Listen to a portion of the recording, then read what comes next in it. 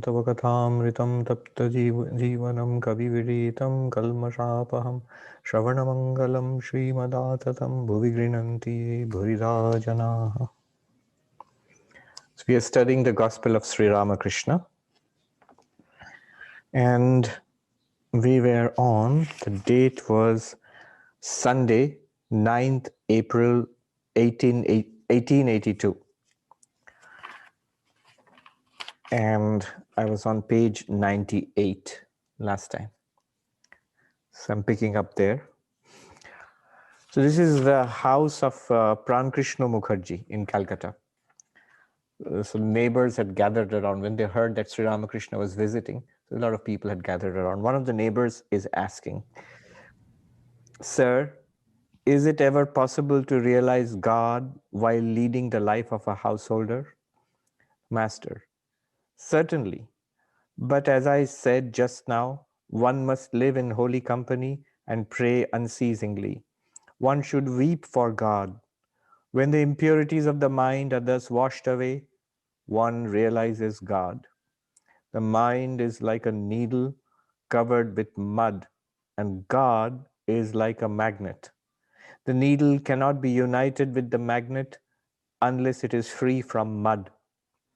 Tears wash away the mud, which is nothing but lust, anger, greed, and other evil tendencies, and the inclination to worldly enjoyments as well. As soon as the mud is washed away, the magnet attracts the needle. That is to say, man realizes God. Only the pure in heart see God. A fever patient has an excess of the watery element in his system. What can quinine do for him unless that is removed? Why shouldn't one realize God while living in the world?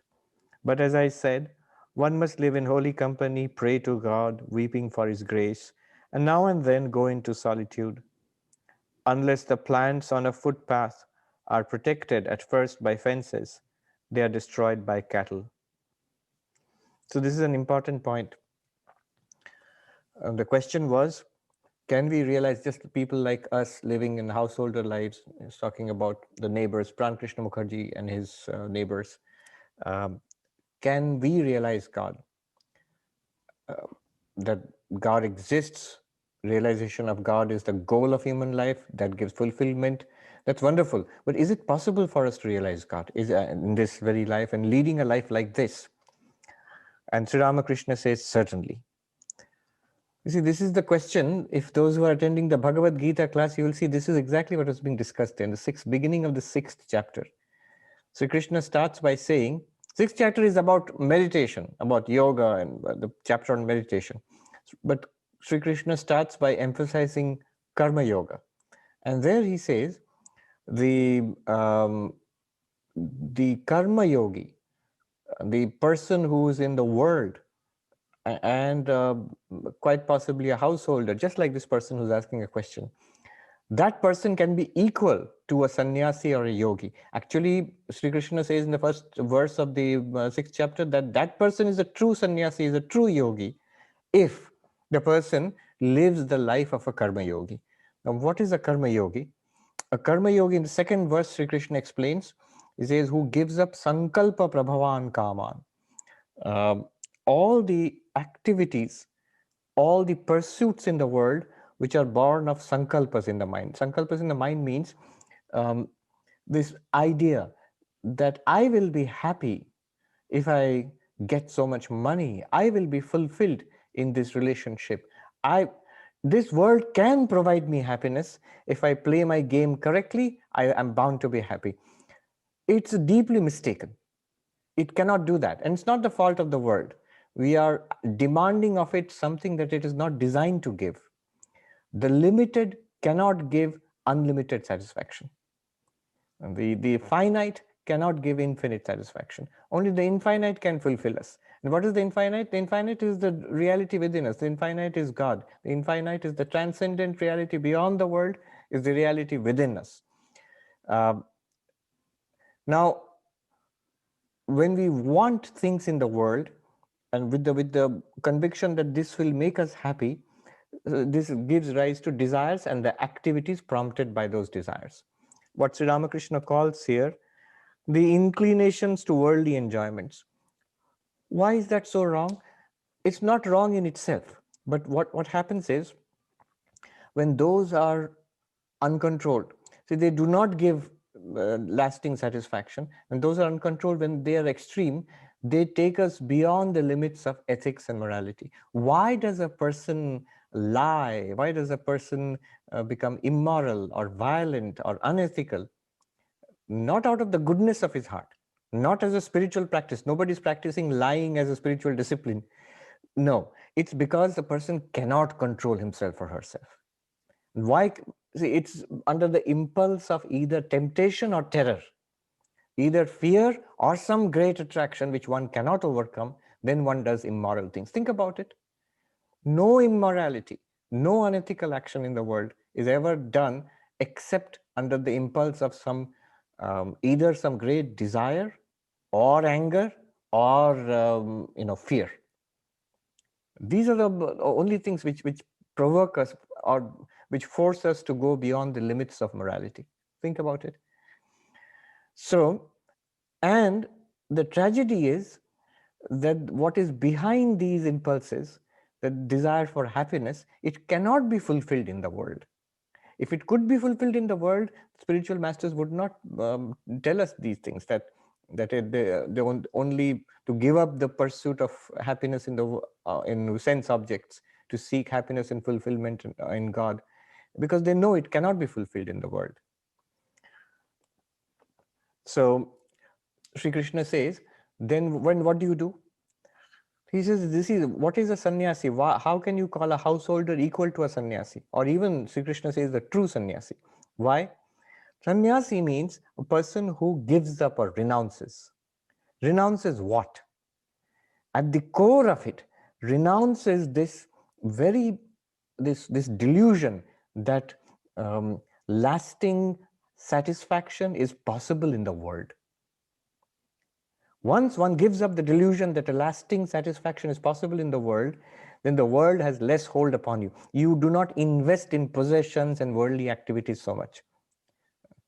And this giving up the sankalpa, that I will get this or do this in the world and be happy, giving up the sankalpa, this is the core where the sannyasi and the karma yogi are the same. For a sannyasi, the sannyasi gives up the very sankalpa, the very desire, as well as the activities associated with it. What I mean by this is, it sounds abstract, but it's actually very practical. I know that by becoming rich in the world, wealthy, I will not have any permanent satisfaction. So I give up all actions which are meant to generate wealth, all accumulation of wealth, I give it up actually. I give up not only the desire, but the actual external accumulation of wealth. A sannyasi will actually give up physically, give up external possessions.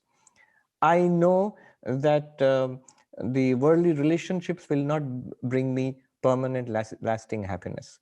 And therefore, actually, I give up all worldly relationships. Father, mother, husband, wife, children, I give that up. For me, everybody is the same. So that's the sannyasi.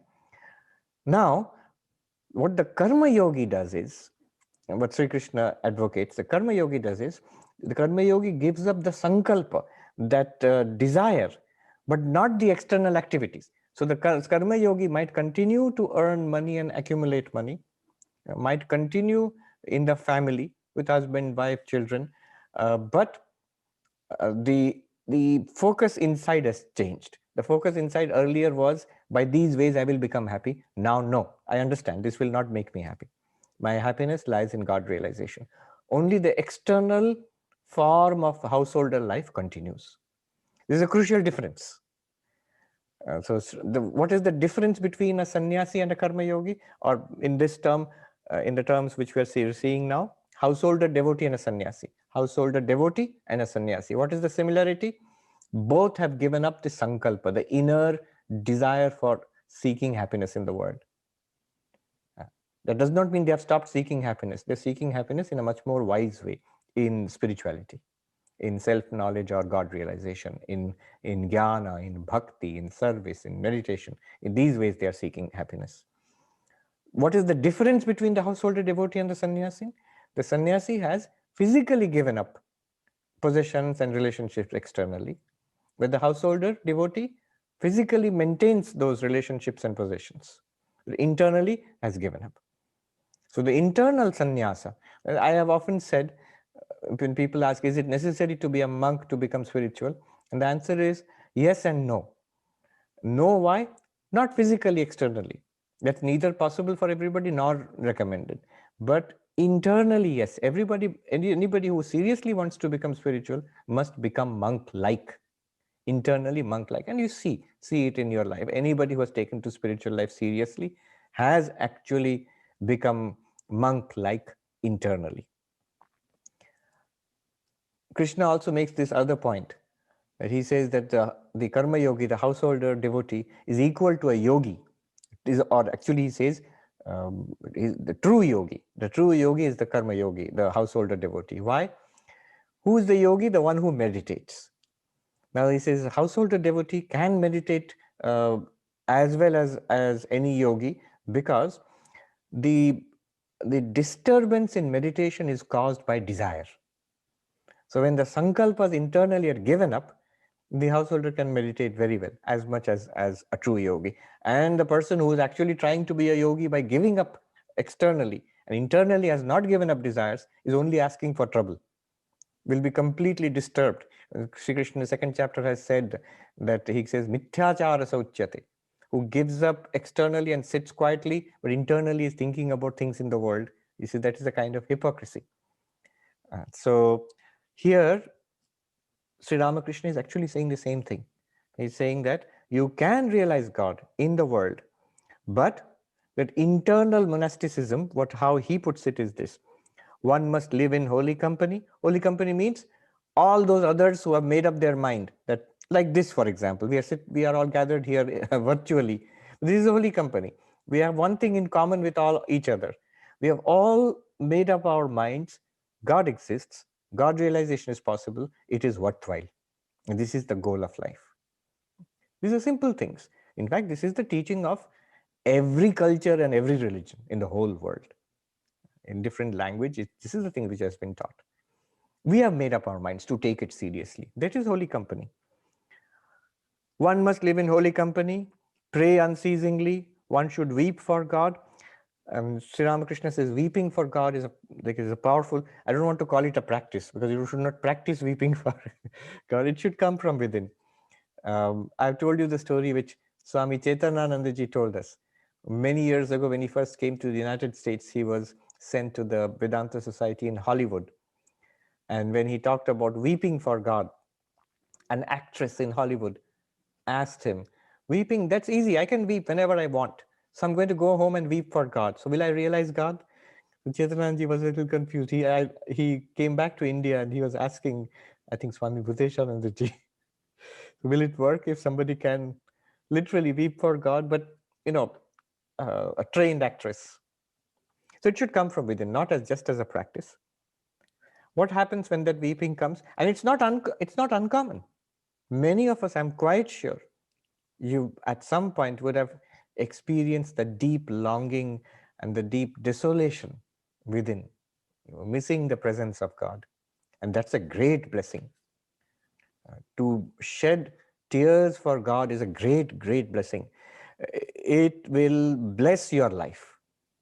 You are safe because then God responds. You are really, in a very deep spiritual sense, you are safe. I know this monk, this person who became a monk, and he said to me that, he's convinced that he was able to become a monk only because, as a child, on a childish whimsy, he had actually once wept for God, alone sitting in his room. And he says, I'm quite convinced that it is the grace of, because I wept in front of the picture of Sri Ramakrishna. It's by that grace, only because of that, today I'm accepted in the order of Sri Ramakrishna. God takes your hand. God listens.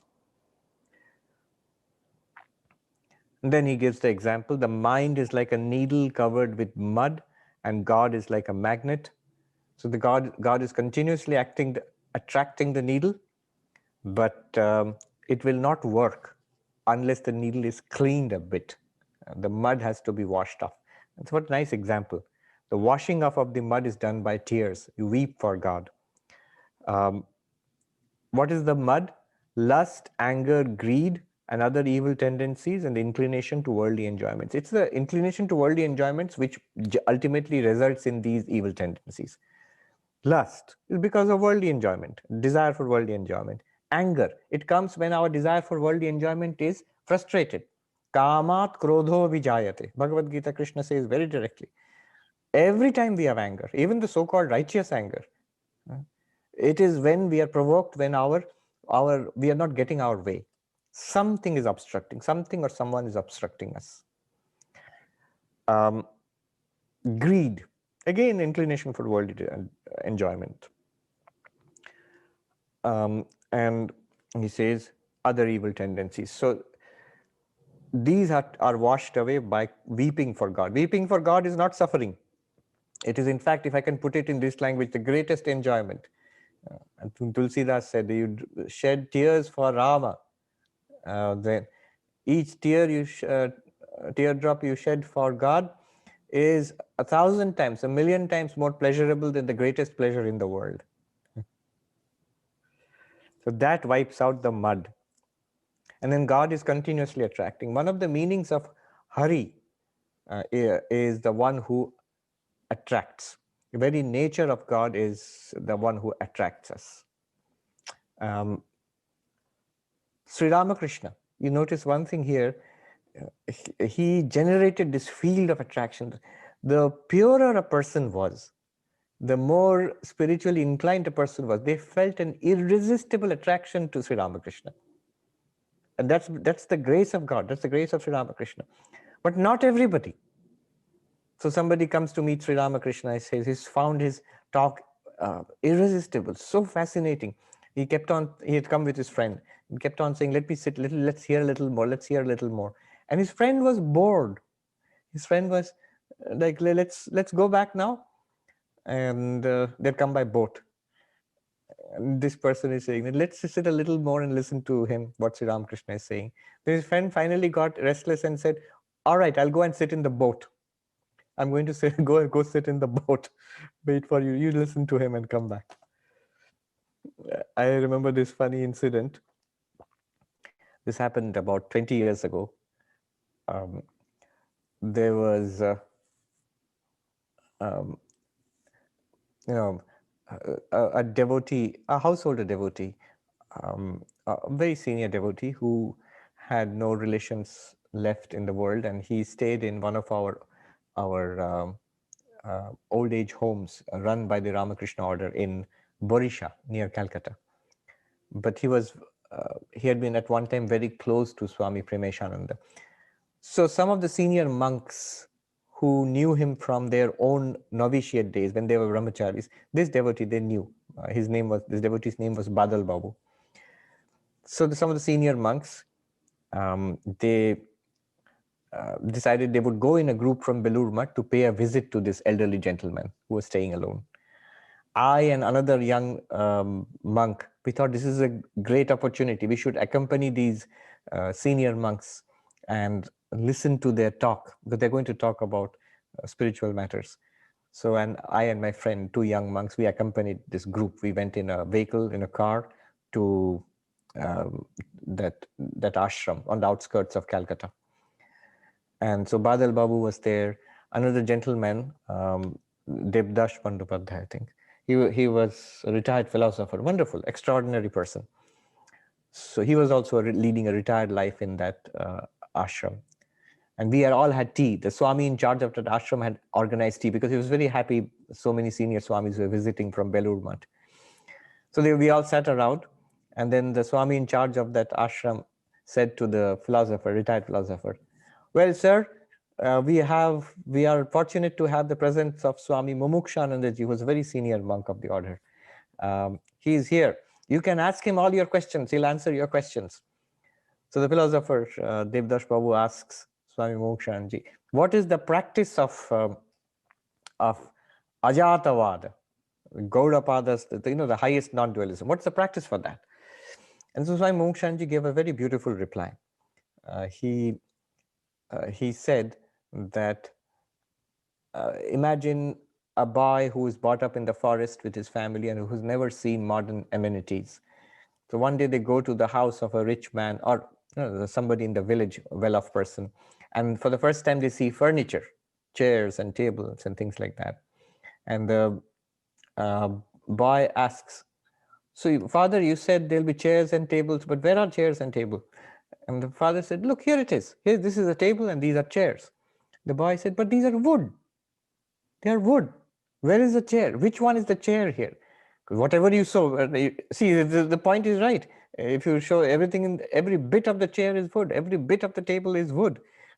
What else is a table or a chair but a name and a form and a function imposed upon the reality? Whichever part of the chair you touch is wood only. Whichever part of the table you touch is wood only. In the same way, the enlightened person says, where is the world? When you ask the question, how did one Brahman appear as the world, or how did Brahman become the world? The answer in Vedanta is the Brahman did not become the world. It only appears. If you ask further, why does it appear? And the answer would be Maya. But then if you can still ask, why Maya? But Ajatavada, Gaudapada says, what world? What are you asking about? Just like where is the furniture? Where is this world you are asking about? So it's a very, very high position.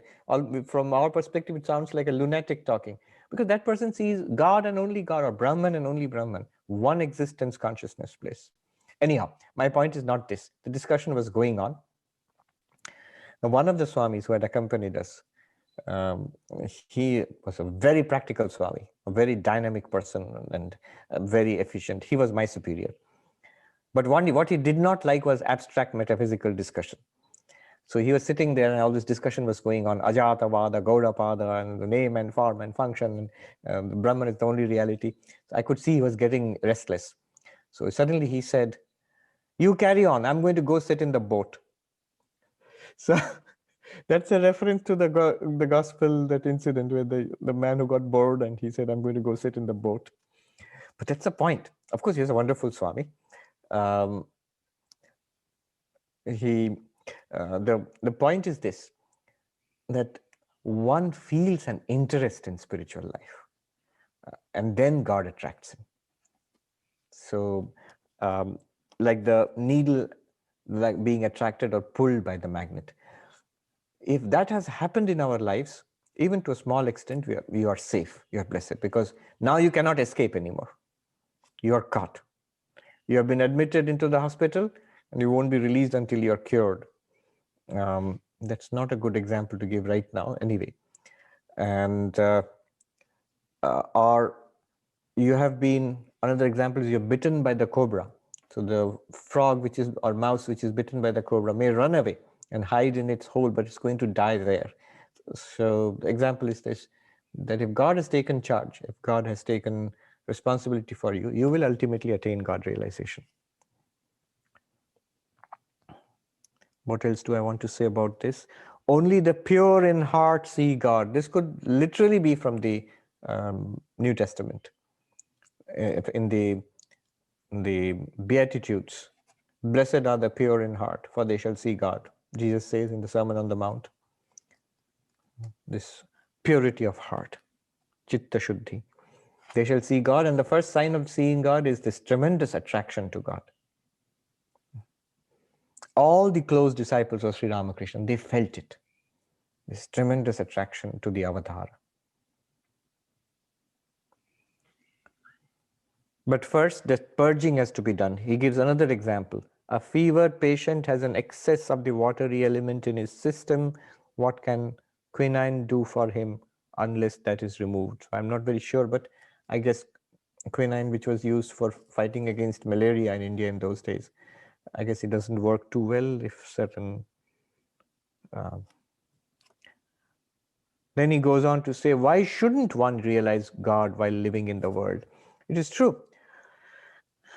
Sometimes too much emphasis on external monasticism has given us this idea that one has to be somehow a recluse or a hermit or a monk, and then only one is spiritual. No. Spirituality, the Upanishadic kind of spirituality, was always for everybody. Many of the rishis of the Upanishads were householders. The Bhagavad Gita, Krishna is a householder, Arjuna is a householder. But yes, one must internally become monk-like.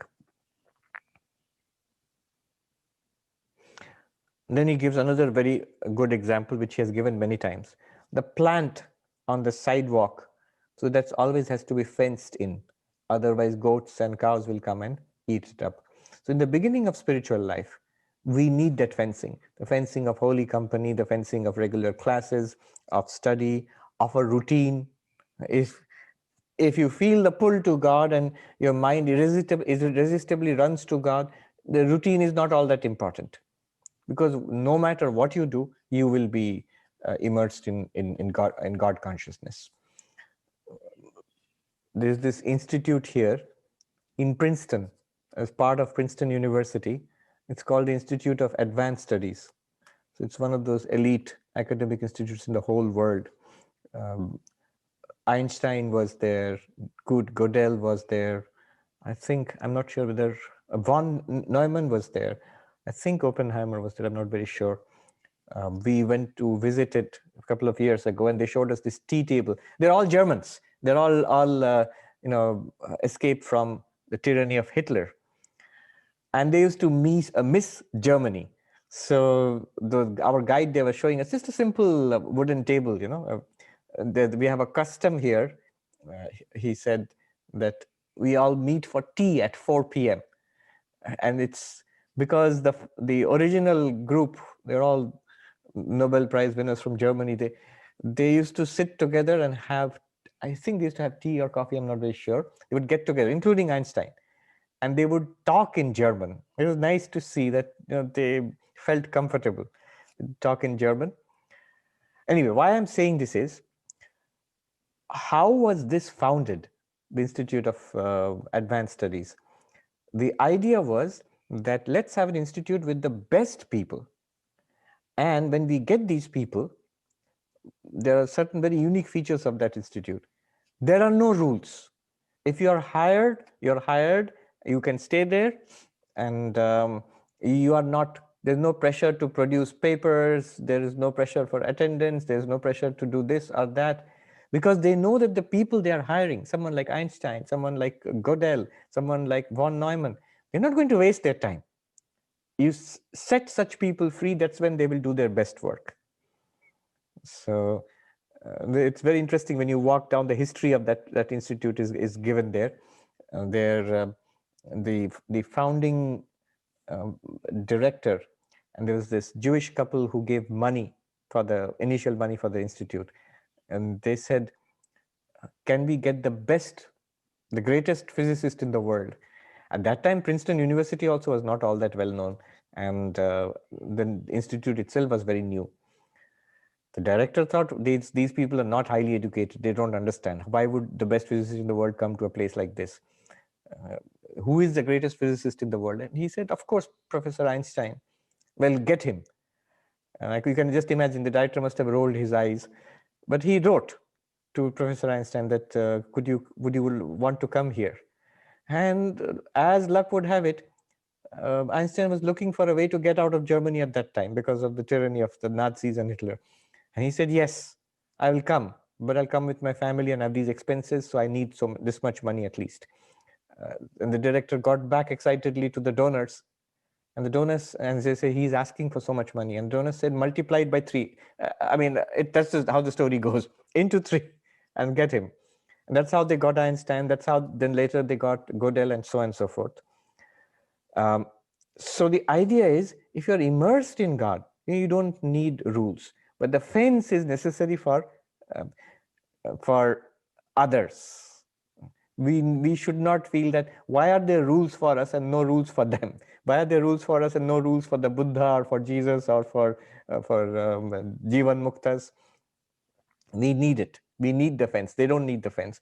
Why I'm saying this is that apparently there's a little bit of a jealousy between Princeton University and the Institute of Advanced Studies, because in the university, there obviously all rules are there. You have to have so many classes, you have to publish so many papers, you have to teach students, and so many things for the faculty.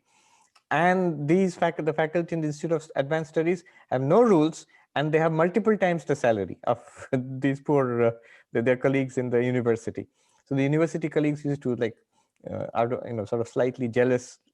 They used to say Institute of Advanced Salaries, IAS, Institute of Advanced Studies, Institute of Advanced Salaries.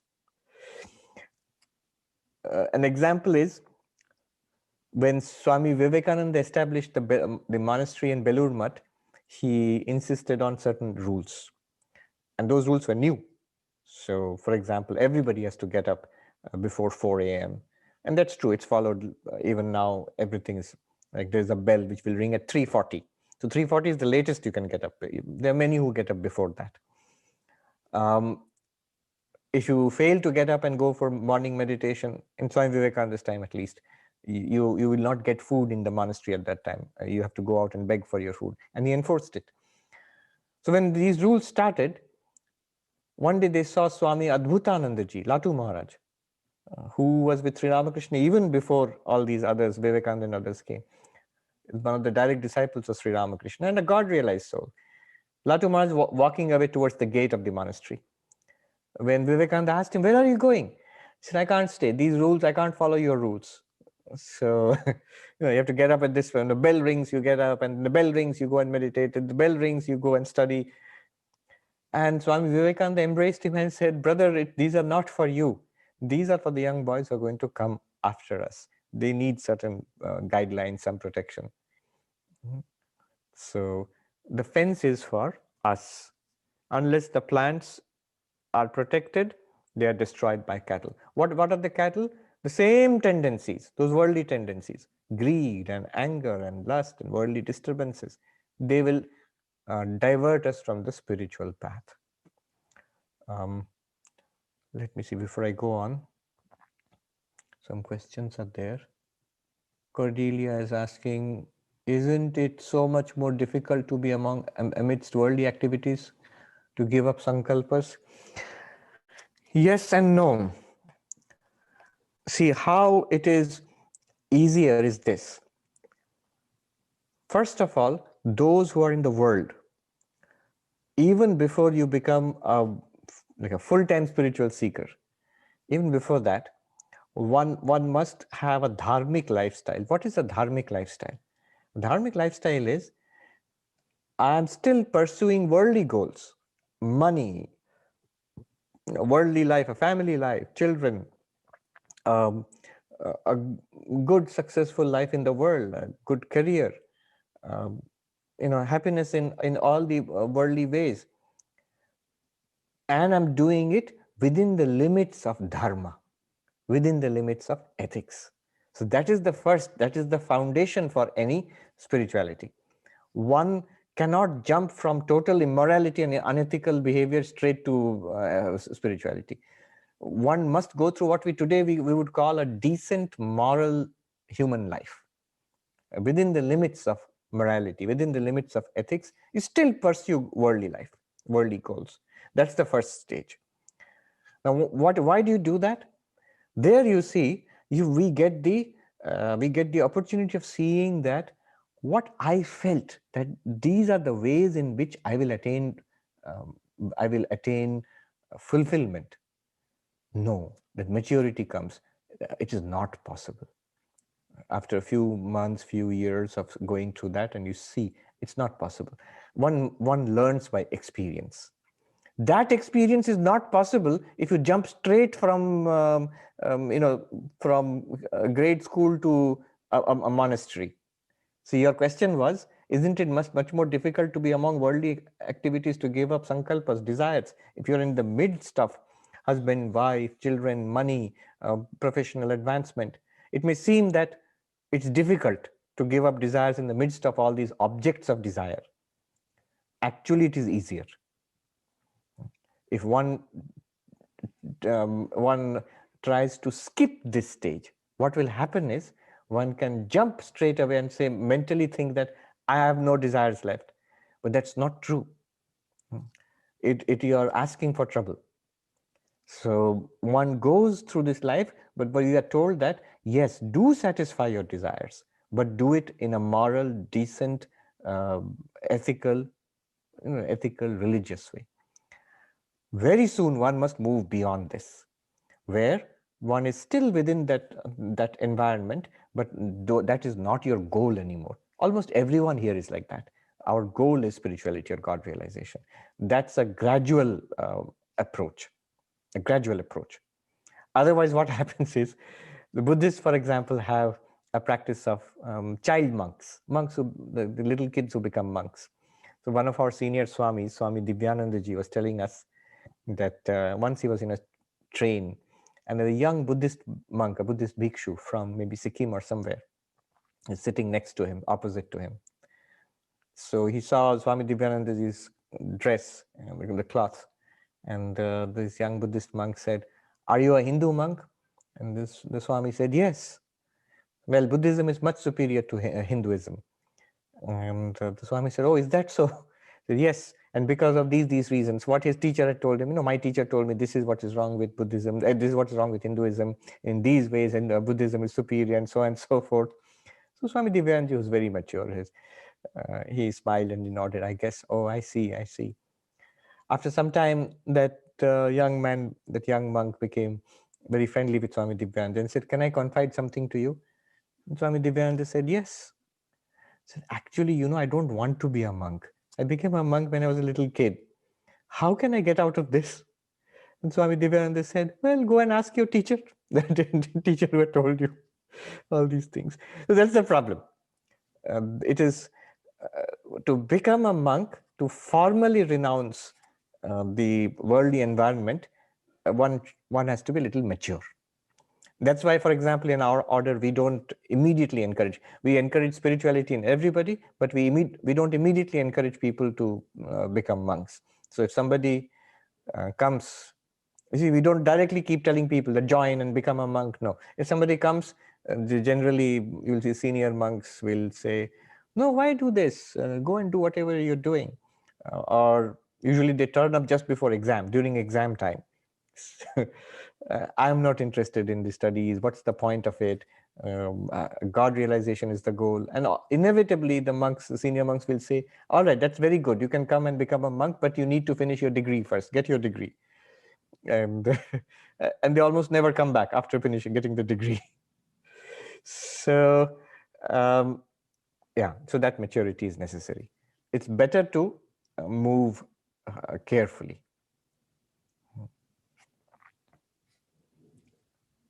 What is the condition for renunciation? Swami Ashokanandaji, in his a very nice book on spiritual practice, there he says, when can one become a monk? It's very interesting.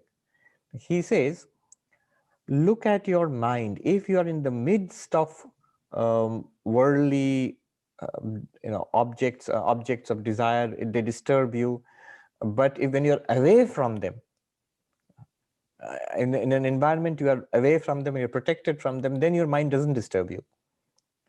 You're fit to become a monk. If your mind, when you're away from the objects of worldly engagement, then your mind still runs after them, then you're not fit to become a monk. You should not. You should stay in the world and engage yourself in the world and try to progress spiritually there. And if your mind is not affected by worldly desires and objects in the world and relationships in the world, either in the world or outside it, well, you don't need to become a monk. You're already internally a monk-like person. So that's the thing. Bill is asking, what about praying unceasingly? That's not all that easy unless one has already an amount of dispassion in the mind. See, that's what Sri Krishna says. How is a karma yogi equal to a yogi? A yogi is one who shuts down all activities and sits down and meditates. And the karma yogi is in the midst of activities, in the world, in the job, in the community, in the house. So how is the karma yogi equal to yogi? Yogi must sit. Yogi is literally a meditator. Must sit quietly and withdraw from the world and meditate. And then the answer is, the yogi and the karma yogi are the same. The karma yogi is equal to a yogi because the primary obstruction to meditation is not activity. The primary obstruction to meditation is desire. It is desire which forces the mind outwards, away from God. So karma yogi, to karma yogi is the one who actually gives up desire and continues the actions. And that person can become a full-time yogi by giving up the actions also, because the internally desire is not there. One can meditate, one can pray unceasingly. So the question about praying unceasingly, it's possible for a person who is engaged in the world if desires are given up, if that engagement is not in the form of desire, pursuit of desire.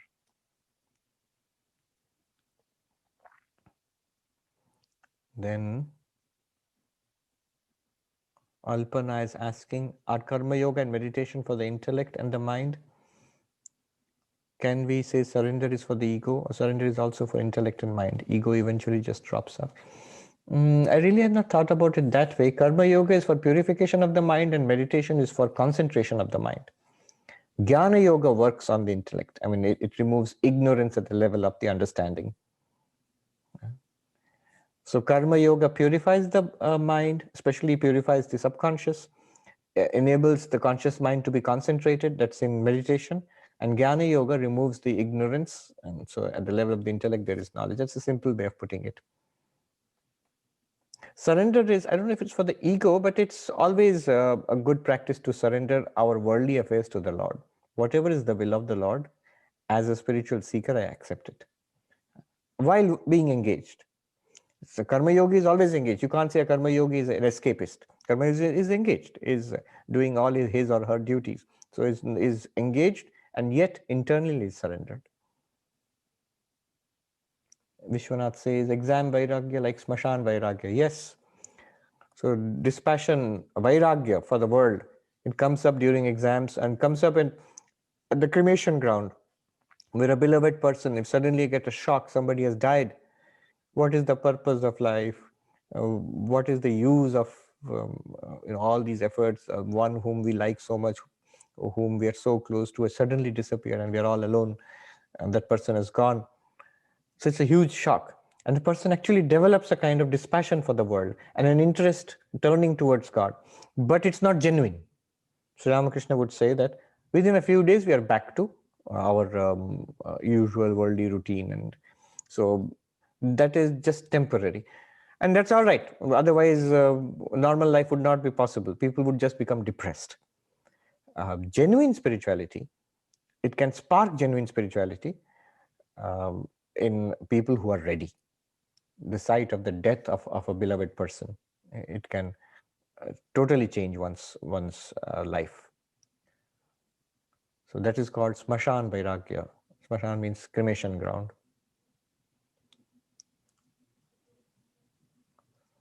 Prakhyat has given the link to spiritual practice, conditions and preliminaries. Yes, Swami Ashokananda ji, who was in the Vedanta Society of Northern California for many, many years in San Francisco. Remarkable Vedanta teacher. When he left, he was the editor of Prabuddha Bharata. When he left India, he actually carried on a running conversation, debate actually with Mahatma Gandhi. I think it was about industrialization, something like that. So there was a running back and forth between him and Mahatma Gandhi, and in the form of editorials. And when he left India, he was sent to the United States by Belur Math. At that time, I think it was Mahatma Gandhi who said that India has lost one of its finest minds today. So that was Swami Ashokananda ji. His lectures were impromptu. He would stand and talk on a subject for an hour or more. Extraordinary power, because he was enlightened. If you later on in his life, the last talks he had given, his talks about his own experiences and realizations. Long before he came here to the West, he already had a Vedantic realization. So he had this continuous experience or realization of Brahman inside and outside all the time. Swami Ashokananda ji. Somebody asked him, how do you do this, Swami? How can you give such wonderful talks? Each talk it's like what each one, if you read it, it's unique. It is quite clear this person is not. So I study a book like Panchadashiyana or Vedanta Sara and I explain it, but he's not really doing that. He may start somewhere, but he is actually ultimately and all the time talking from his own experience. You can see it's very fresh. So somebody asked him, how do you do this? How can you talk at length and it's always original and fresh? He was modest. He said, well, I've thought so much about it. In Bengali, he said, Koto bhebechi. And at one time when I was in Mayavati and in the Himalayas, I thought so much about these subjects. Yes, Prabir Babu is asking a question. Maharaj, you just said we are seeing Brahman. What actually happens when you say somebody's seeing Brahman in everything? Do you actually see the let's say I'm looking at a person, or somebody who's realized, so looking at a person, does not see the person, or there is a Brahman? What does it really mean? So like we were studying now in Vedanta, that is the subject we are studying. What exactly is enlightenment? Now this can be, there are different answers to this, but giving the answer from the Vedantic perspective or Advaitic perspective. Otherwise, there can be many mystical experiences, visions and the like. But the Advaitic answer is that, as Swami Bhuteshanji said, there is Brahman knowledge, not Brahman darshan. In Bengali, he said, Brahma Gyan hoy, Brahma darshan hoy na. So the experience of Brahman is not a mystical experience. That's some kind of special experience which was not there earlier, which has come and which will go away. The sign of a typical mystical experience is it comes, it's very elevating, very inspiring, but it goes away. It was not there earlier, it comes and goes away. Even Sri Ramakrishna's experiences of the Holy Mother, of the Divine Mother, Ma Kali, you notice the descriptions? Suddenly he is seeing, and as if he is talking, others cannot see, but he's talking. But that is not all the time. It comes and goes. So those are mystical experiences. But the experience or realization of Brahman, so I hesitate to call it an experience. It is knowledge of Brahman, of an ever-existent reality.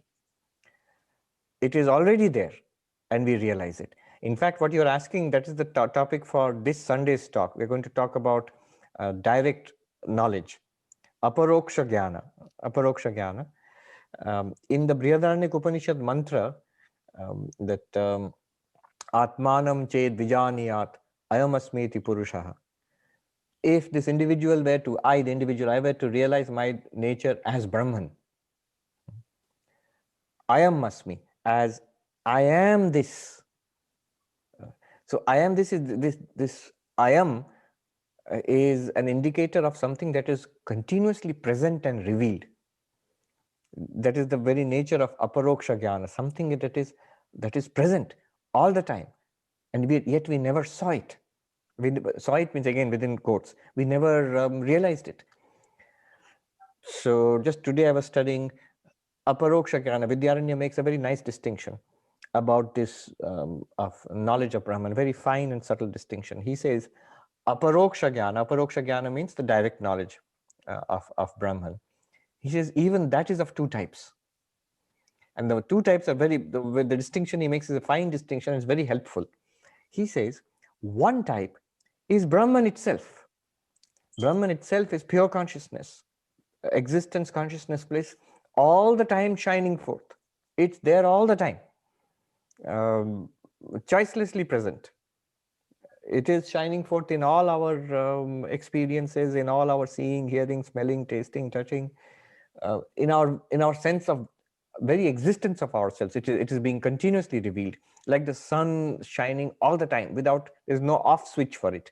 So that is aparoksha jnana, that he calls vishaya swaprakashatvam, the self luminosity of the entity we are studying. We are studying Brahman. It is self luminous, it is always shining. That is one type of aparoksha jnana. And the problem there is we don't recognize it. It is there right now, we don't recognize it. The enlightened person will, when person becomes enlightened, will say, oh, it was always there. Existence right now, is existence not there? Right, of course it is there. And we are talking about your own existence. Your own existence, you always exist and you are always revealed. You're always shining forth, but the nature of that existence was not known earlier, what it is. Always available. So that is called the first type of aparoksha jnana. The second type of aparoksha jnana is an event which happens where you recognize the first type of aparoksha jnana. The second type of aparoksha jnana is enlightenment, is brahma jnana, is what happens when that Brihadaranyaka Upanishad mantra, what it is talking about. Atmanam ched vijaniyat ayamasmiti purusha. I am this. I suddenly realize it. That is the second type of aparoksha jnana. That's also direct knowledge. What is it about? What do we realize? It is about our own existence, which we are right now experiencing as I am. This I am, the real nature of I am becomes very clear suddenly. The I am for all of us, the I amness, the isness, is choicelessly present all the time. In happiness, in misery, in knowledge, in ignorance, in waking, dreaming, deep sleep, it is always present. Just the nature of it is not revealed. And the nature of it, when it's revealed, it will always be revealed. The I am was always present. Now you realize the true nature of the I am. It is just as it was always present earlier. It will continue to be always present, choicelessly. You don't effortlessly present. That is Brahma Jnana. You cannot look for it because it will be an object, right? Yes. Now, how do we make it? How do we get that second kind of aparoksha jnana? The first kind is always there, but unrecognized. The second kind is recognizing that first kind. So how do we do that? For that, all these indicators are useful. Where do I look? We are told it's don't look at it for it as an object. It's not an object.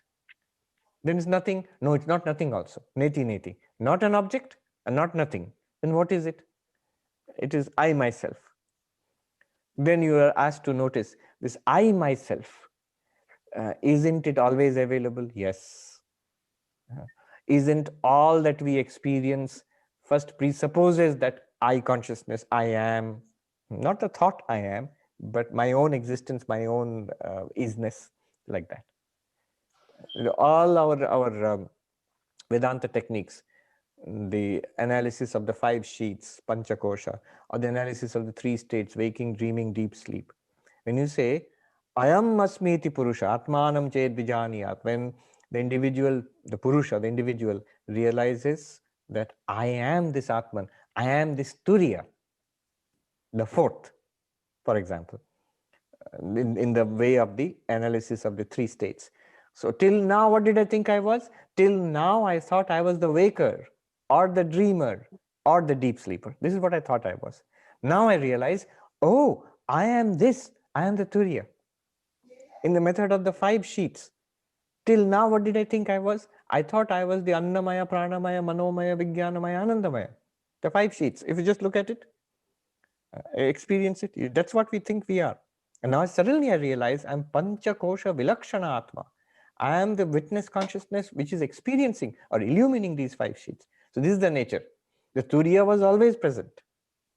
The gold was always present in the bracelet, in the ring, and in the necklace. But all the time now, till now, I thought it was a bracelet or a ring or a necklace. Now I realize, oh, this is gold.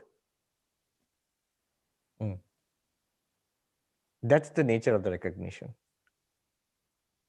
The always present nature of gold is called the first type of aparoksha jnana. And the recognition that, oh, this is what you meant by gold, is the second type of aparoksha jnana.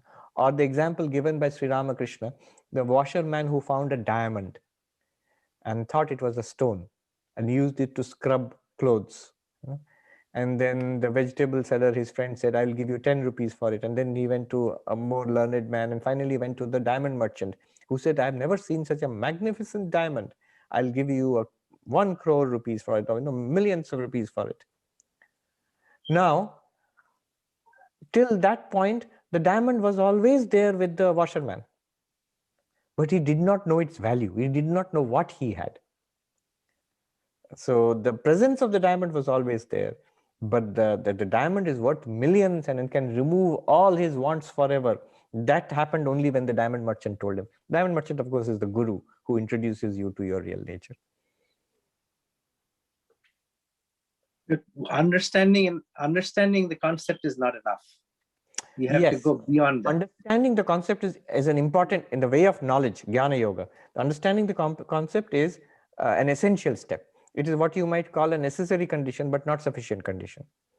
And Vidyaranya makes a very interesting observation. The paroksha jnana, the indirect knowledge. What is the indirect knowledge? When The wise man told the people who were weeping, 10th man is not drowned, the 10th man is there. It's indirect knowledge. Why? That person who was counting was himself the 10th man, but he did not realize that. When he's told that the 10th man is there, his sorrow is assuaged. He believes the wise man. You understand what I'm talking about, the 10th man story? Yes. So that 10th man is there, don't weep. This is called indirect knowledge.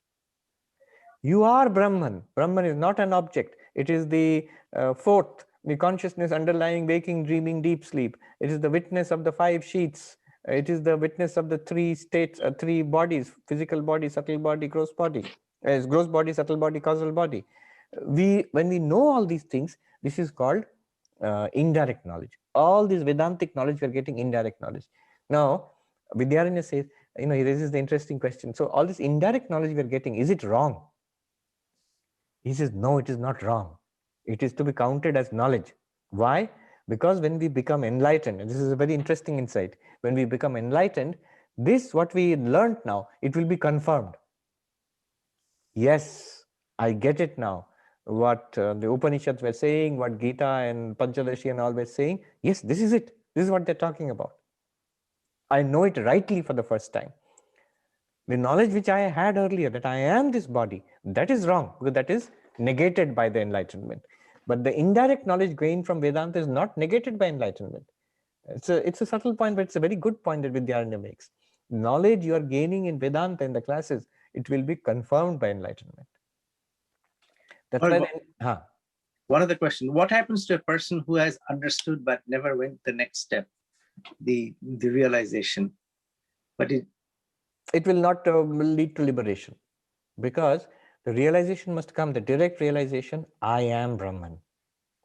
Not just that Brahman exists. It will not lead to liberation. The 10th man must realize, oh, I am the 10th. That is called aparoksha jnana. That must come.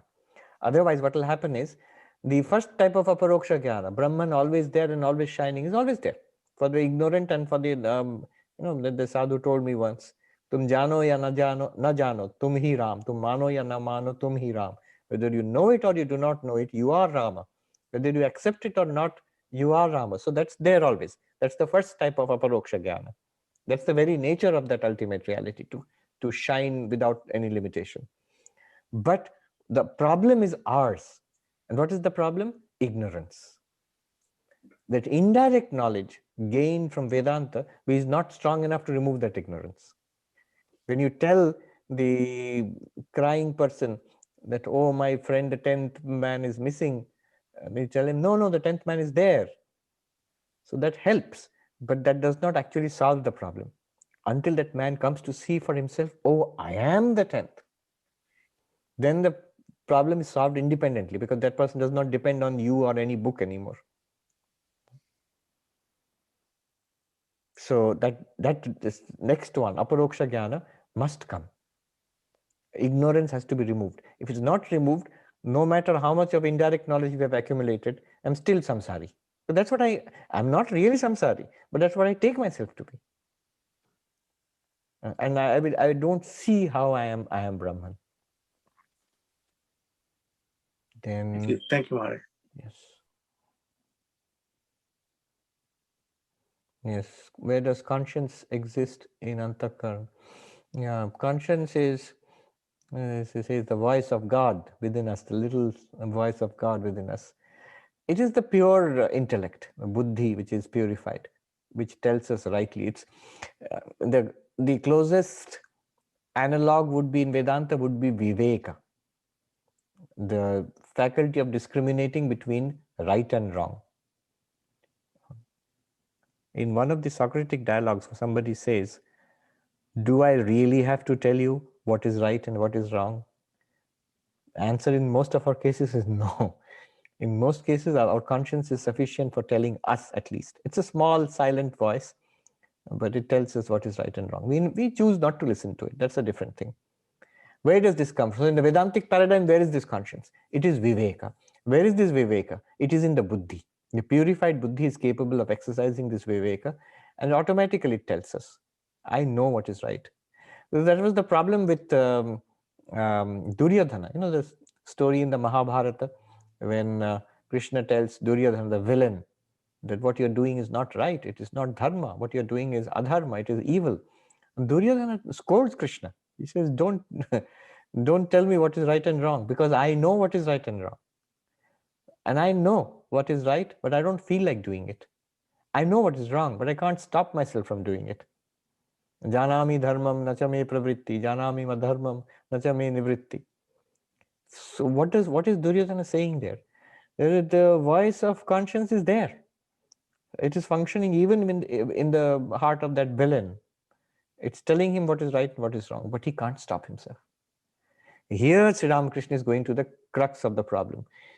Just knowing is not enough.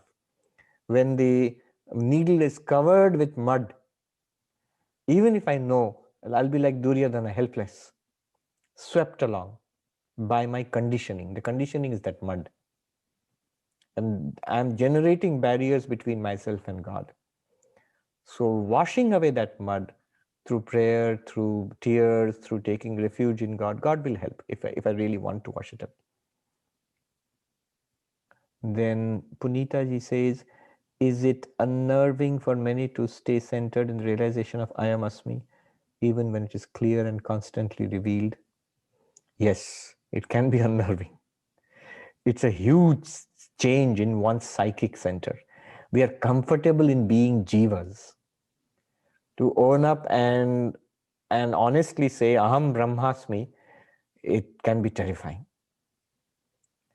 I'll give you two examples and we'll close. Humorous.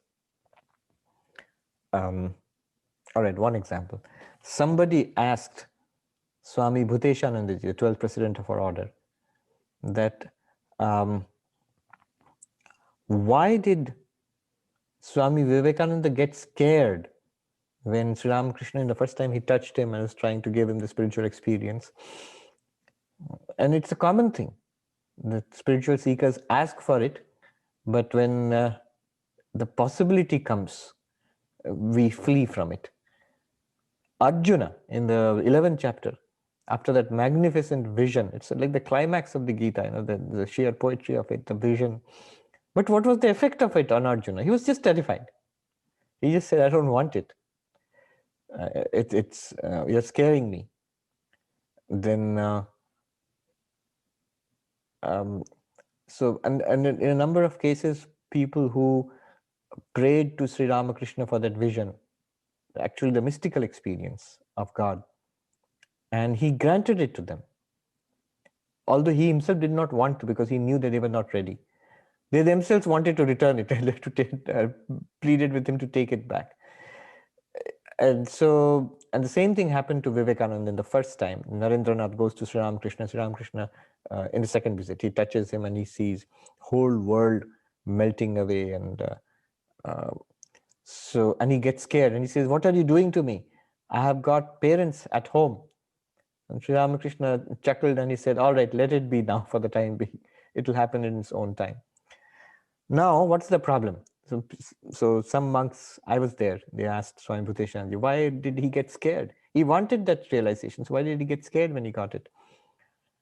And then Swami Bhuteshanji was very humorous. He was at that time 97 years old and he would speak in this low drawl, and he would be humorous, but he would never laugh himself. So you would take a second to realize that he was poking fun at you. So why was he scared?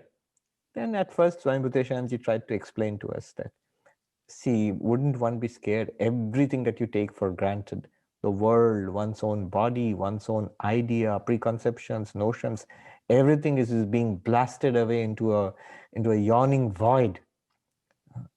And it's like being thrown into infinity, like into an abyss. Wouldn't you be scared? You would really be scared. And then he said, but you lot need not be scared. In Bengali, he said, Tomader bhai nahi. You lot means we, the monks who had gathered around him. It took us a moment to realize what he was saying. This means that you will not get this realization. And then we all, there was a howl of protest from the monks. No, Swami, what are you saying? But he was inflexible about it. He said, you have nothing to worry about. So it's not going to happen to you. Yeah, he was very humorous that way. Oh, there's a lot more here. We will take it up next time. Om Shanti Shanti Shanti Harihi Om Tat Sat Sri Ramakrishna Arpanamastu.